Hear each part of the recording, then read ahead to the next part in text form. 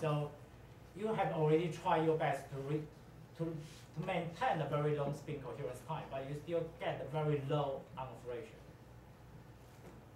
So let's go to the problem.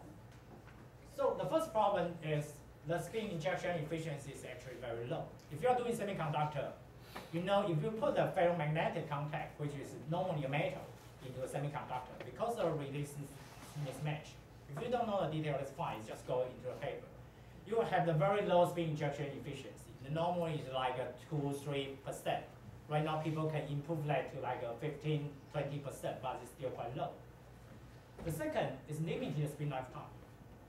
So even though the mean-free path is the concept that if the mean-free path is 2 micron, which means if you go by average, you move by like 2 micron, you have the back scheduling. But it didn't account for small angle scheduling. Okay, so if you have some small angle scheduling, which can change the spin coherence time, so that's another problem. The last one is actually quite crucial, is the fast spread of the accumulated spin. So what is this? If you go back to the slide, you know this is like a 2D channel, right? So if the electron coming from the ferromagnet, if you come from here, the electron is not only moving along the x direction, it can also possibly move along the y. It also have the y turn, you also have the y wave vector. So which means the electron can move in any direction because it's a fermion, right? So the curve is going from left to right, but all the electron is actually random in random direction. And if you have a longer path from this one into a drain, you have a longer path, which will give you they have a different L, which means you have a different precession angle. So if you accumulate all the electrons arriving every point, actually the phase is kind of randomized. But of course the majority is still like parallel, anti-parallel, but you kind of like this kind of phase has been washed off. So how could resolve the problem? So the first one, you can change other, you can find alternative method to change this. Like you can try very hard to increase the spin injection efficiency. Like you put like an insulating layer in between to make it like using internally rather than direct injection. Also, you can use the optical spin injection. So you can like put a polarized photon and you can change to the polarized electron. You can do something like that. But if you want to do the microelectronic to put your mobile, of course you don't want this. You don't want to have the like optical source. So whether there is any other method. Another one, limited spin lifetime.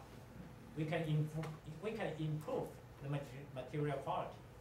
Okay, but this is the people who is doing material science need to work out, so not the physicists. The last one is actually quite simple one. You need a 1D channel. Right? If you have a 1D channel, you have the same length, you have the same path. You don't need to worry about the phase spread. But the problem, if you have in material science, if you have the narrow wire, the mean free path is normally like 100 nanometer, so it's actually very short. So that's almost impossible to achieve the spin FET with very good functionality. So we ask ourselves a question. So can we find a solution to overcome all the problems, and also which can be easily transplanted to the very large scale integration? So first I want to ask a question. So when you look at the spin FET, and if you want to make it similar to the MOSFET which we are using in our electronic product right now, which part is the part you dislike most? When I'm going to TSMC, people tell me they don't want the ferromagnet, right? Because when you are doing electronics, you need all the gate. You need the gate put on the semiconductor, and they can put the very large scale integration.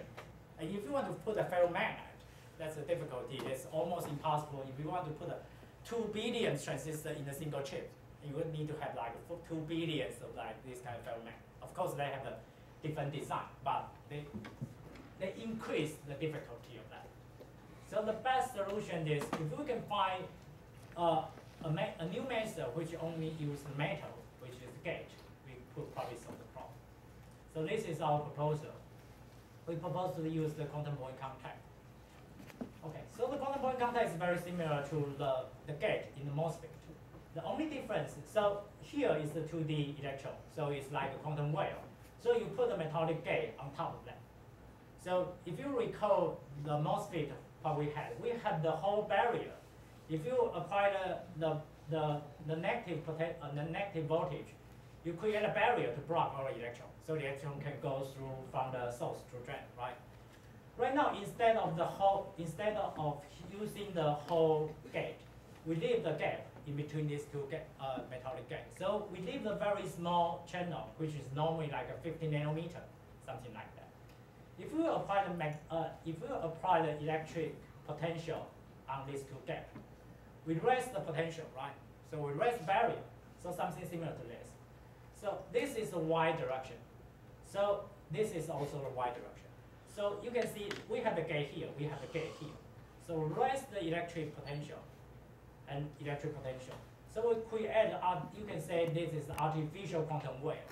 So with this artificial quantum wave, you have the ground state, you have the first excited state, second excited state. Okay, for ground state, the electron is localized here. But you can see along the z-axis, along the z direction, there is still free particle. Okay, so you can imagine like the quantum point contact is like, I always use this as kind of like a machine gun. Okay, so for every second, there's one single electron coming from this quantum point contact and inject the electron out. And you continuously inject many electrons coming from the left to the right. Okay, so you can use this to inject charge. So right now, it still inject charge, not speed. So of course, you can see the conductance was being quantized, and this is the physics in the 1D. So that's not interesting. Okay. So how can we use the quantum point contact to inject speed? So the first idea, the first observation of this kind of spin-related quantum point contact phenomenon was observed in 1996, which is called the 0.7 structure. Some people may ever heard about that. So if you have this kind of well-defined like ground state versus excited state, you will have like this the quantized plateau in integer number of 2 square over h. But you can see there's like a shoulder-like feature along the 0.7 times 2 square over h here. And people do lots of experiments and relate this feature to the spin-related phenomenon. So most of the people believe, if you want to have the 0.7 structure, you probably need some spin polarized. Okay, and this is kind of like a theoretical prediction. I won't go into the detail of this. If you have any question, you can ask me after the talk. So because when you have in the ground state, the carrier density is actually very low. You know, if you have a very low carrier density, you have a very strong electron-electron interaction. You have very strong Coulomb interaction. Right? If you have a Coulomb interaction, and in the many-body physics, the exchange term will lift, will enhance the spin gap. So if you have a very small spin gap, and when you have a very low carrier density, you have the spin gap has been enhanced by very large. And this normally can as large as like a 10 milli-electron volt, something like that. And here's the other story which we can demonstrate that EE interaction is actually quite important in this kind of like quantum point contact. Okay, so all this phenomena is relevant to the speed. So which means if you can have the current, if the current going through the channel is spin polarized, like let's go into the cartoon here. So if you have the pure 1D, you have the ground state for both spin up and spin down electron. So this is like a subband. So they are spin degenerate. If you consider the Coulomb interaction, you could spontaneously have the spin gap, which means you only have the spin down electron have the low energy and spin up have the higher energy. So if you can tune your Fermi level only above the spin down subband, which means you only have the pure spin down current coming from the QPC. So if you can do this, you have the 100% spin injection efficiency. That is what we want. And this is the other method. Okay. So sorry, many different kind of methods here, so may confuse you. So if you have any question, also stop me. So here's another method which we use the spin orbital coupling. So in the previous slide, we only used the Coulomb interaction. If you want to use the spin orbital coupling, we know we have the Hamiltonian and they have the spin orbital term, right? If you resolve the Schrödinger equation, you will get the eigen energy, something like this. And if you remember, in my previous slide, you know this kind of the spin gap is similar to the Zeeman effect, although this kind of Zeeman effect depends on your wave vector. So you can see, if you have the 0 k, which means if you don't have any momentum, the spin up and spin down is degenerate. So this is another cartoon. It's the subband spacing. If you have a pure 1D, the spin is degenerate. If you consider the spin orbital coupling, it has been shifted. The spin up and spin down has been shifted by k momentum. So the minimum point has been lying here and here. And of course, if you go back to the 0 momentum, you'll go back to this. And because for 0 momentum, there is no Rausch-Bar magnetic field. So of course, you would expect to have a 0 spin gap, which there is no spin gap here. But if you have the increased UK momentum, you will start to have the spin gap from the bottom to the top. Okay, but anyway, this is like a dispersion relation length. And when you are doing the conductance measurement, you don't see any difference because you still have the spin down, spin up populate failure. So you still see the well quantized 1D plateau. And you just need to have this idea. So this is the key of this talk. You just need to bear in mind. So we have this kind of spin splitting. So can we use this for spin injection? Sure. Because if you put your Fermi energy below the crossing point of this, you will have all the right moving electron, which means if you have the momentum which is positive, all the electron can only populate the spin down subband, right? If the electron is moving from right to left, which means if you have negative wave vector, you will have all the electrons spin up. So this is similar to if you have ever heard the quantum spin Hall effect, which occurs in the topological insulator. You know the edge state, you have the two spin types moving in opposite direction. So this is similar to that. But if you increase your Fermi energy above the crossing point, you also have the two spin types. Although the momentum is different, but you will already have the spin type. So above the crossing point, you don't have the spin polarized current. But below, you have spin current. And for each direction, you have the spin polarized current. So I'll do just from there. Yeah, this is just the Fermi level. I'll Oh, do just is it because you can tune it's the QPC. So QPC, you can tune the barrier of this. So which means you can tune, if you have the same Fermi level, you can tune the barrier to the higher, which will give you only ground state. If you tune your barrier lower, it will give you the ground state and first excited state. So using the metallic gate to form the QPC, you can easily tune the Fermi level inside the QPC, and also give you the different quantum number. Any others? Okay, let's probably need to speed up. So this is another slide. I'm not going into detail. So this just combines the previous two, which I just covered.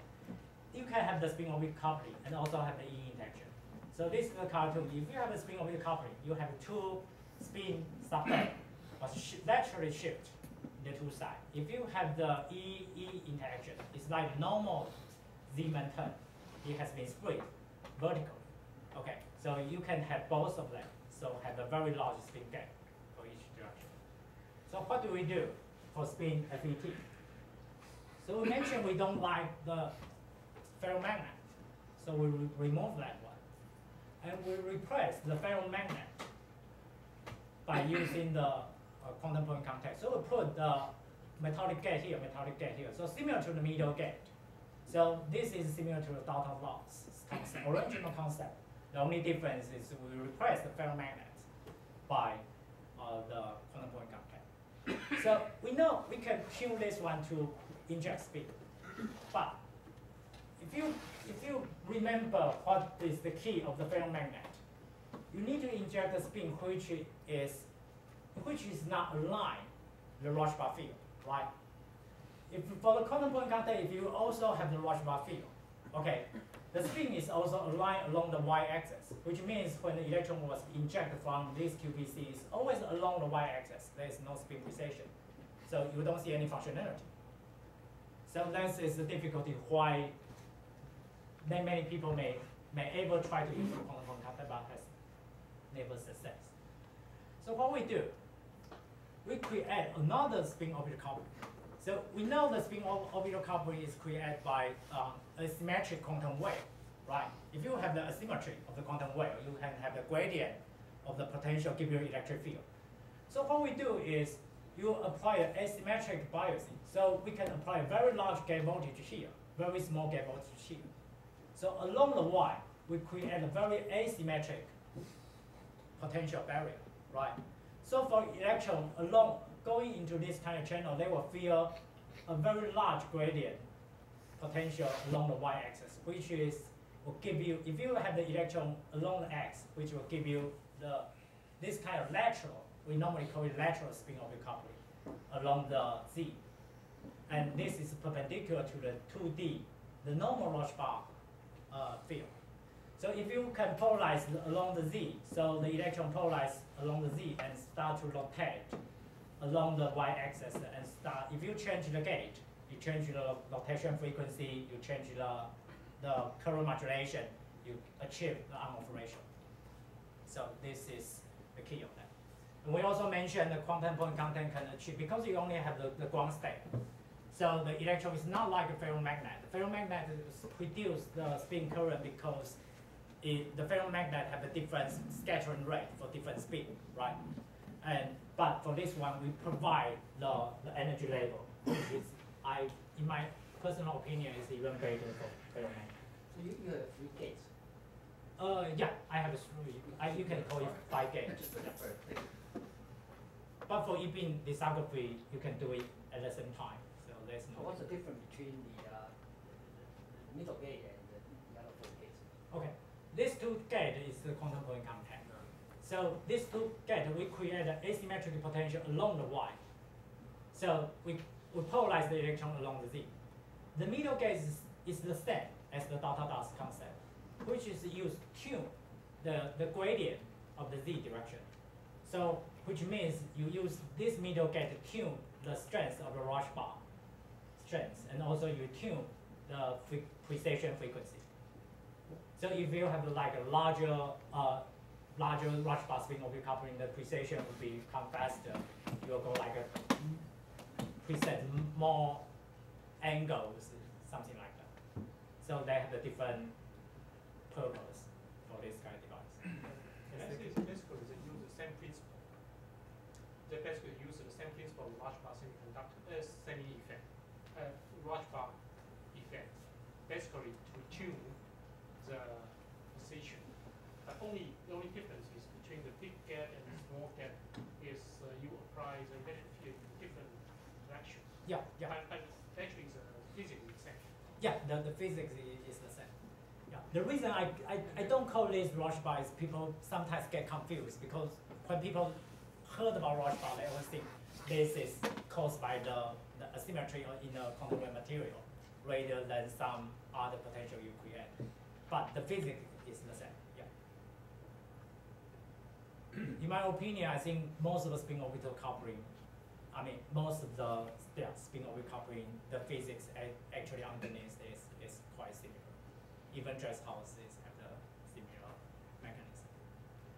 So the magnetic field is only confined inside the middle gate?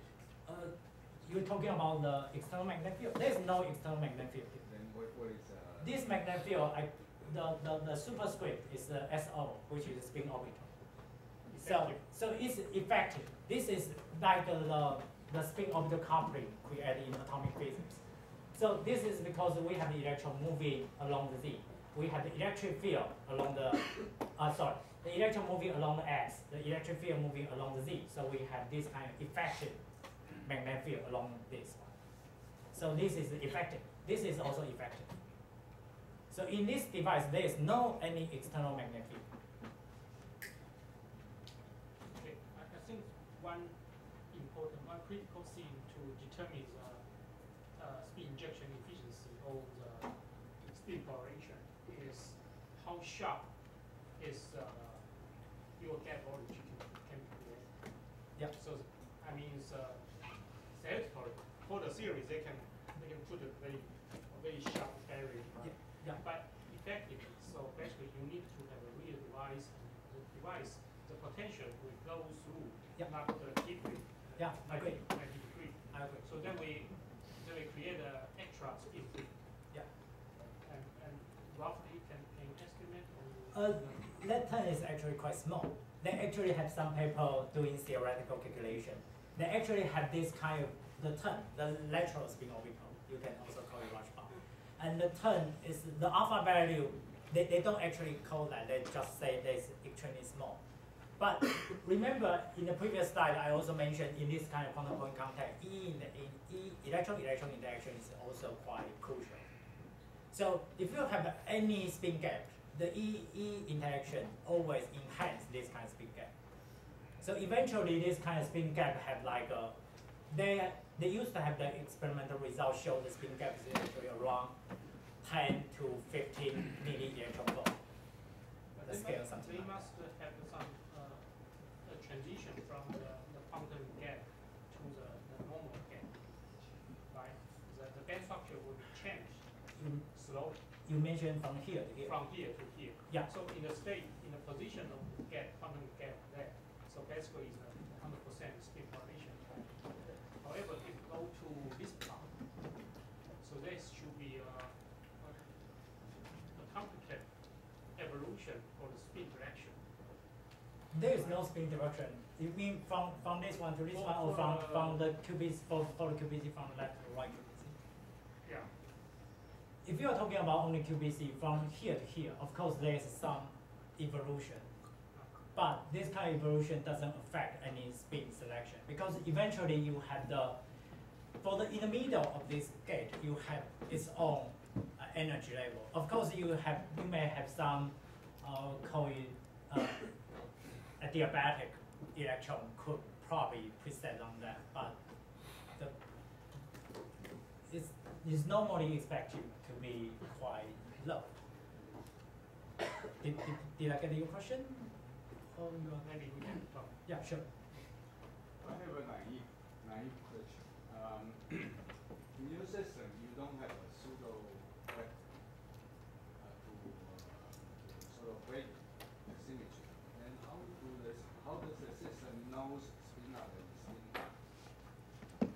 How does it distinguish? How does it favor spin up and disfavor spin down?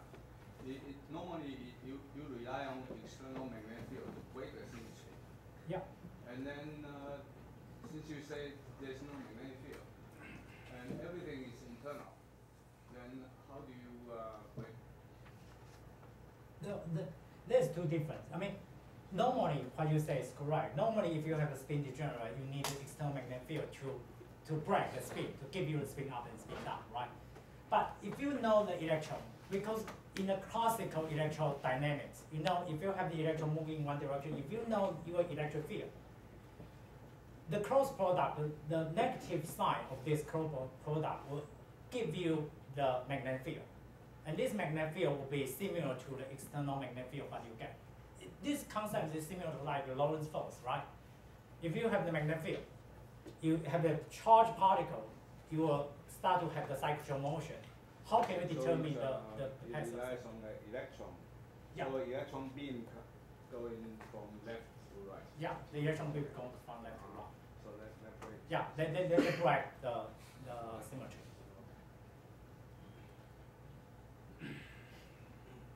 我可以用中文问吗？ Sure. 就是那个，那你这样中间的 gate 跟旁边的 gate 不会有一个就是 potential 的 difference 吗？那你这样怎么维持那个 spin 的那个方向是一致？需要中文回答。Okay. Yeah, there was some potential difference. So of course you will expect to see some interference. 所以它两个其实 the potential created by this one is actually very small. So the major difference between this and the conventional MOSFET is we only need a very small gate voltage. But for this one, you apply a very large gate voltage along this one. So you raise the barrier to very high. But for the electric potential here is actually very low. So the electron, when the electron coming out from the middle of this gate, the potential will start to like, the gradient potential is the electric field, right? So the electric field will start to speed up, start to accelerate your electron. So the electron will be accelerated and into the 2D, which also have the Fermi velocity similar to that. And this will create a small barrier. So you will expect to see some interference between this and this. And we did study some interference. But the barrier created by this middle gate is actually quite small. So you don't need to worry about, the only thing you need to worry about is some small scattering or some interference between this. Did I answer your question? Any others? Yeah, so, okay, so I know I've given this talk for many times, and I always feel this concept is actually quite simple, but when I give a talk, most people start to get confusion because it seems like you have the magnetic field, the LeCosPA field in this direction and that direction, and they play together. And for the people who just saw this first time, they may not be that trivial, I guess. Okay. So anyway, so let's go to the data. So the first one, we don't apply any asymmetry along these two gates. So we create a symmetric potential, which means if the gate have the LeCosPA, the normal LeCosPA, which is the B as always along the Y, there's no, of course, no precision. So you see something like this. And this is actually the interference that the gentleman just asked about the question. And if you apply a very large gate voltage difference, so here is like a 3 volts. So for each gate is like 1, another gate is like 4 volts. So the difference is actually quite large. And by tuning the middle gate, which means you change the precision frequency. So also you change the precision angle. So you can see like a parallel, anti-parallel, parallel, anti-parallel, like a 2 pi, 3 pi, 4 pi, 6 pi, something like that. So and so on. So if you look at the real data, so we don't take the delta value here. So we actually measure on-off ratio is about 500%. And if you compare to the previous data published in Science in 2009, it's about 100,000 times larger than previous data. Okay, so let's go back to the major problem. So let's see how we. It's still microvolt, right? This is because we apply very small current. The current applied here is 1 nanoamp. So if you apply a larger current, like if you apply 1 milliamp, you will have the detect voltage to be like 1 million larger than that. So what's the background voltage? The background voltage? There is no. It's measured by the AC, so there's no background voltage. Okay. So this is actually the like on-off ratio of the resistance modulation. So how we improve that? Because it's quite a big improvement. So what is the key? The first, the QPC inject 100% spin efficiency. I will show the data later. So it's almost 100%. Another one, the two aligned QPC would only collect the ballistic current. So even though you have some phonon here, so the electron was injected from the left QPC and has been scattered somewhere else. The electron will not be collected by the right QPC. Okay, so if suddenly you have some random phonon, or you have some random impurity going into the middle to block the electron moving in this kind of channel, it will be scattered out. If the electron was being scattered out, the electron will not be collected by this QPC. So all the on-off ratio will only determined by the ballistic electron. And also, you need a pure 1D channel, right? So you can choose like use the quantum wave, the nanowire. You can also use the QPC because electron can only go in from this to that. So that's only purely 1D current. Because this is the electron is still like a wave function, so you can actually